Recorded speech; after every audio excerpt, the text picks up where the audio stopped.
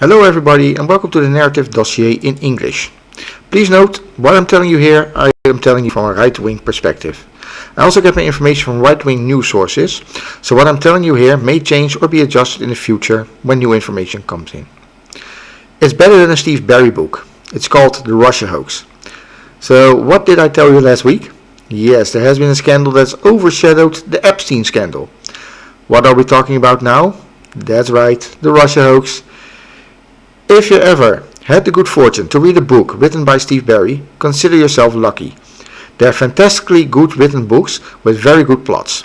But even he couldn't have come up with the Russia Hoax. Now some may think, but wasn't that between 2016 and 2021? Yes, that's right, but there have been developments and they're not pretty. As you may have noticed, I always wait a week before posting a new video. The reason is that the issues we're talking about could unfold even further within a week. And man, what a story this is. Let's go back to the beginning. The Russia Hoax is a perfect example of how easily people believe narratives. A lot of people believed the Democrats' narrative when this nonsense started. Night after night, the mainstream media on cable television reported that Trump was colluding with the Russians. Intelligence officials confirmed that story every single time. Most legacy media outlets blindly accepted any story that could damage Trump. These people on TV were diagnosed, very amateuristically, with what has now become quite common in the United States, namely TDS, Trump Derangement Syndrome. It was a term used first by Charles Krauthammer on Fox News. If you would like to read more about this, I would recommend Greg Jarrett's book, The Russia Hoax. Let's go back to the beginning. We're talking about 2015 and 2016. That's how far back we are going. The presidential elections were in full swing. Barack Obama, the then President of the United States, was no longer eligible for re-election. So the field was open for the two largest parties. Hillary Clinton emerged as the winner of the Democratic primaries.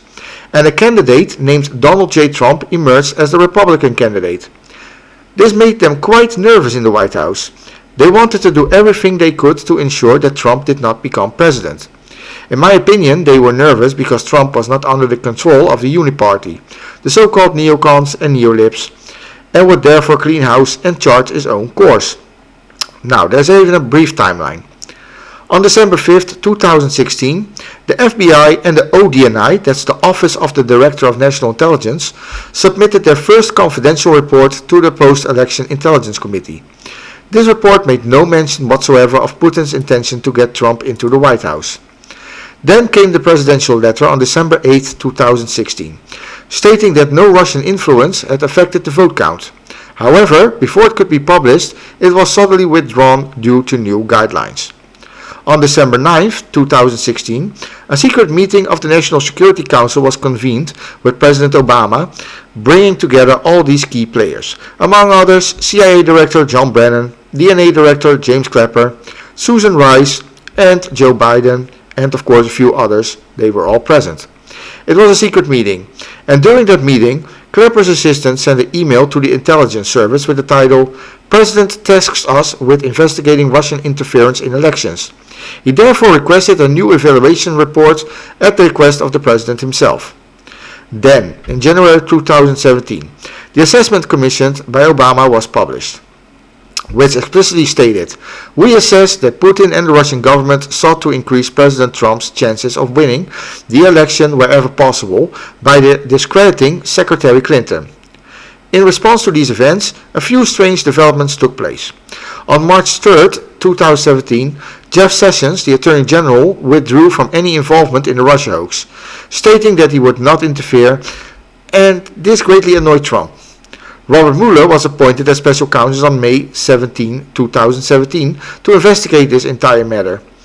On April 18, 2019, Mueller concluded his investigation and nothing had come of it, except that it had cost US taxpayers $40 million and caused a great deal of annoyance.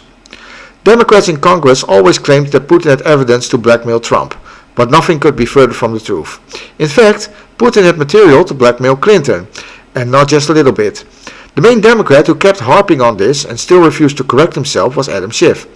This former congressman, now a senator, continues to insist to this day that the Russia hoax was not a hoax. According to the intelligence services, what did Clinton do that Putin had material about? Well, a few. Possible criminal acts. Secret meetings with several religious organizations in which a so-called pay-to-play was committed. In these meetings, they had to express their support for Hillary, and then they would receive more money from the State Department. They also had documents showing the State Department's patronage of employees who would support Hillary Clinton during her campaign. There were emails from the DNC that contained very detailed evidence of Hillary's mental and emotional problems. She suffered from uncontrolled outbursts of anger, aggression, and elation, and she used heavy tranquilizers on a daily basis. And so it goes on. Tulsi went on to reveal some interesting details about this. In her own words, she briefly explained what happened as a result of that fake dossier. According to her, there is irrefutable evidence that the entire dossier targeting Trump was a fake dossier. She also stated that Russia never had the capacity to manipulate the US elections. Gabbard then shared her thoughts on what she believed were the consequences of the Russian hoax for the country and its people. The years-long Mueller investigation cost taxpayers nearly $40 million in congressional hearings, endless smear campaigns, and attacks on not only President Trump, but also his family. He had senior members of his team investigated, some arrested and imprisoned. We had escalated tensions between the United States and Russia. The list of consequences of the politicization of intelligence by President Obama and the senior cabinet members is endless. So she said. Others who analyzed the situation also concluded that this whole affair had caused the entire Ukraine-Russia war. The relationship between the United States and Russia had deteriorated to such an extent it was just poisoned. There was a press conference between Putin and Trump in Helsinki. During this press conference, Putin said that Russia had not interfered in the US elections. Trump then gave that press conference and said that Putin had told him that the Russians had not interfered in the elections. Trump was then criticized for accepting Putin's statements as truth. Some said it was unacceptable that Trump had accepted Putin's assurance, which contradicted the advice given to him by his own intelligence services. This press conference had a profound effect on relations between Russia and the United States. According to them, the entire war between Ukraine and Russia would not have happened if it hadn't been for the whole Russia hoax. In addition, here's a summary of what came out of it, again in our own words. They fabricated findings based on unreliable sources. They withheld evidence and reliable intelligence that refuted their false claims. They failed to adhere to traditional intelligence standards. They withheld the truth from the American people. They conspired to thwart the will of the American people. They conspired with the media to spread this lie with the ultimate goal of delegitimizing President Trump. In short, they attempted to carry out a coup against President Trump and his cabinet members. This is what you call a real scandal. Meanwhile, Obama spokesperson Patrick Rodenbush has already come forward on July 22, 2025, denying any involvement in this matter. What I would like to mention here is that it is significant that Obama himself did not make that statement. If this goes wrong for him, he can claim that it was a staff member who said it, and not himself. A plausible denial, in other words. I've included a link to the entire press conference below, and some other links as well. What's your opinion on this? Please share in the comments, and if you like the content, please subscribe. Ciao.